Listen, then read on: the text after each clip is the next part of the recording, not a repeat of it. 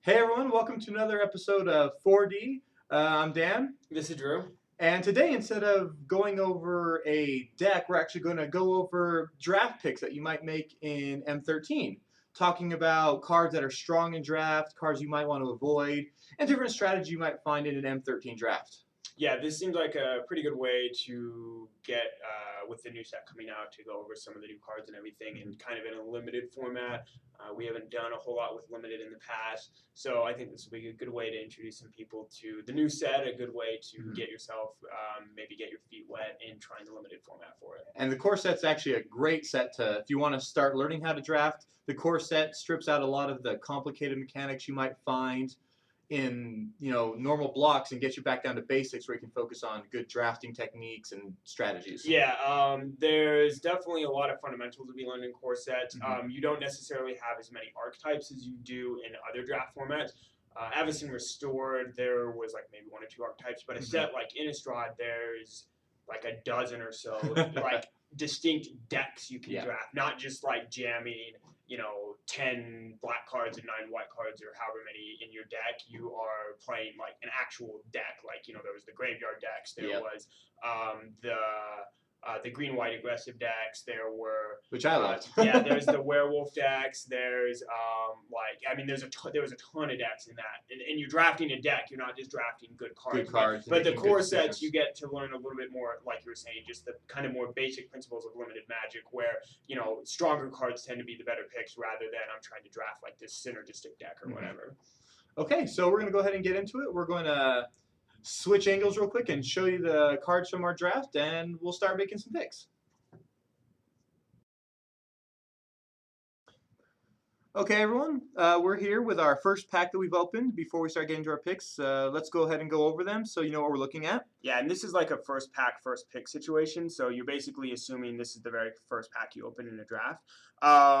Obviously, there's 14 cards here, but there's only a couple that I would probably consider first picking. The ones that stand out for me are Searing Spear. This is the slightly downgraded version of Incinerate. Centaur Courser's fine. 3/3 for 3. Yeah.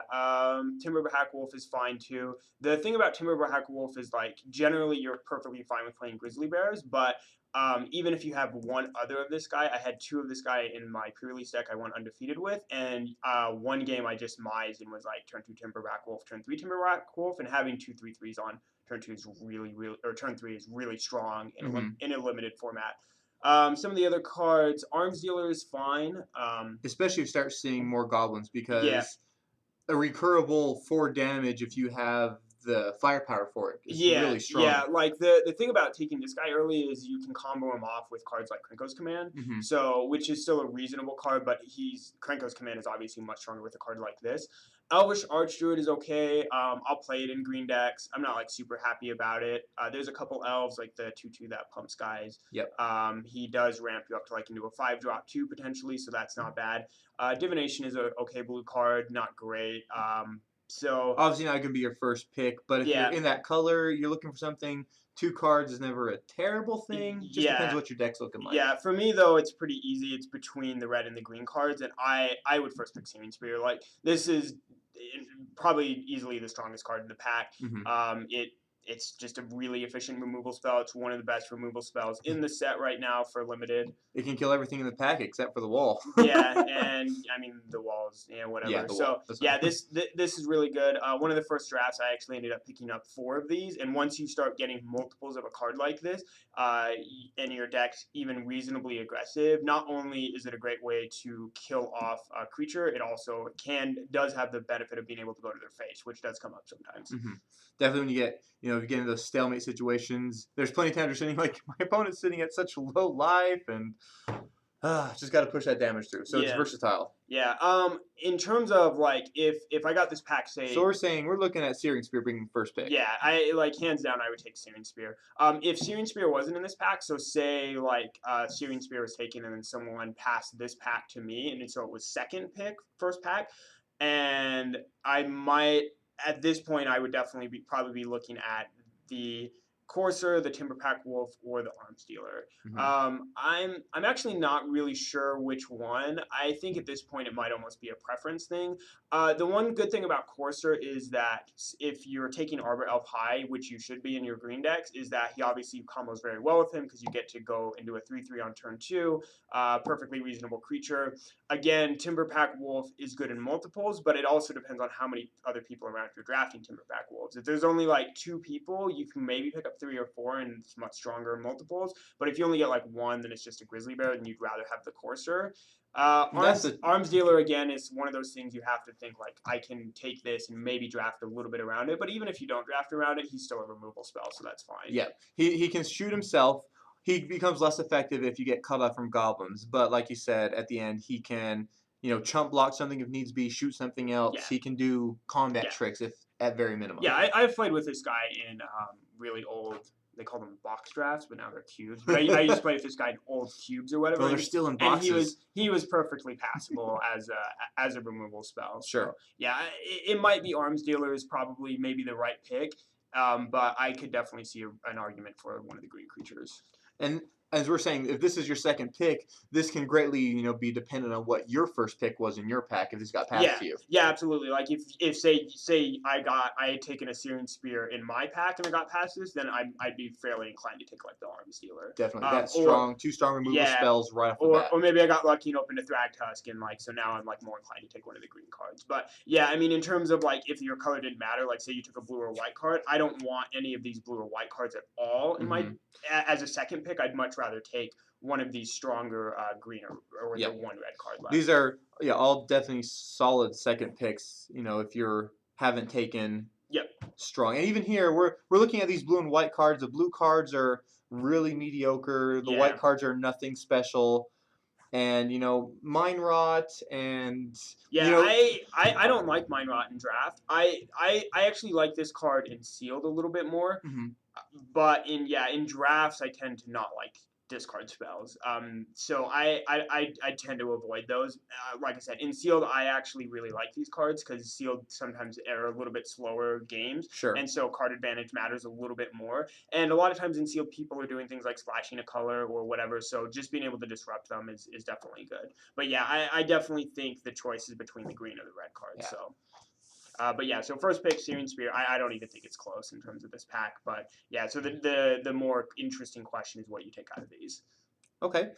So we've talked about those. We've talked about our first and second picks. Like we said, the rest of the pack isn't anything too exciting. War Falcon isn't terrible. He's a 2/1 for 1. He can block. If you're drafting soldiers or knights, he can swing. But it's not a early pick. You can pick it up later on and not feel too bad about it. This guy actually feels really bad to me. Really? Just because like whenever I've seen like the common white creatures, a lot of them aren't knights or soldiers. They're like clerics, they're cats, they're like not this creature type. And so a lot of times he just ends up being an Una's Gate Warden. He's a guy from Shadowmoor that was a 2/1 for 1 that was a defender, so he could only block. So I mean this guy's like that, so he's okay because he can block like a quick aggressive deck or whatever, but it's not a very high pick for me. Yeah, for sure. Like honestly, out of these cards, it'd probably be Divination or Archdruid. And once again, that goes back to your earlier picks. Yeah, and I don't know how good blue is in this limited format. It feels fairly weak to me. There's no Ether Adept. The counter spells are a little bit more situational, like it's Essence, Scatter, and Negate. I remember and Rewind. yeah, which is an uncommon. But I mean, in the common slot, like Mana Leak was actually perfectly good in limited. And I remember in one of my other pre-release decks, I had both Essence, Scatter, and Negate, which were fine to play. But I remember one game. I had the Negate in my hand, and they cast like a Silk Flash Spider, and I just ended up losing to it. Whereas if it had been a Mana Leak, I could have just Mana Leaked it. And I think another game I had the Essence Scatter, and they casted like a removal spell or something. And if it would have been again a Mana Leak, so it's that awkward. Like sometimes you're like, I need to counter your spell, and I have an Essence Scatter. I need to counter your creature, and I have a Negate. So kind of awkward. So I'm actually not really sure how good blue is in this. Mind Control's a lot worse because it's switcheroo. Still decent, but not great. There's like Welcome Turn and Windrake, which are perfectly reasonable creatures, but some of those Drake spells. Yeah. We have Unsummon. It's not Vapor Snag, but yeah, I'd probably take Archdruid out of these. I mean, depending on what you take. Obviously, this late in the pack, with 4 cards missing, you're going to have a couple cards already, so Yep. you're probably going to be a little bit more inclined to take something else. So. Yep. Okay. I don't think there's too much more to say about this pack per se. As you get farther in a pack for drafting, obviously your choices get a little bit harder. You're going Yeah. to get these cut out. You're going to Yeah. lose the Archdruid. You're going to lose A maybe lot of Divination. yeah, a lot of this stuff. I mean, this guy's probably okay too. If you pick up enough like unsummoned and divinations, he's probably fine. Sure. This guy's He's medium sized for you don't want to be playing this overpriced. guy. I don't know how good of a trick this is. It's like a souped up fog, so that's fine. Yeah, I mean honestly, like most of this stuff is like you're not super happy to be getting this stuff, so it doesn't really matter too much what you're taking. You probably just take whatever's in your color, your white card, your black card, your Unless red there's something card. worth hating, which is nothing here. Yeah, exactly. The ring might be okay too. And this one happens to be the blue one. pay 2 to give it hexproof. Yeah, I mean the counter I think is probably the more relevant ability, for sure. but I do remember this was slightly annoying for me possibly in one game, but the fact that they have to leave 2 mana up is that's a pretty rough deal. So yeah, it's whatever. But yeah, that's pretty much how I would go with the pack. Is first pick Searing Spear and then one of the red or green cards after that. Okay, so what we're going to do, we're going to break this video up into actually 3 different videos so you can watch them in a little more bite-sized pieces. And the next video is going to cover our second pack, kind of building off what choices we might have made in this pack and kind of go from there. So make sure you tune into our second video. Yep. Thanks, guys.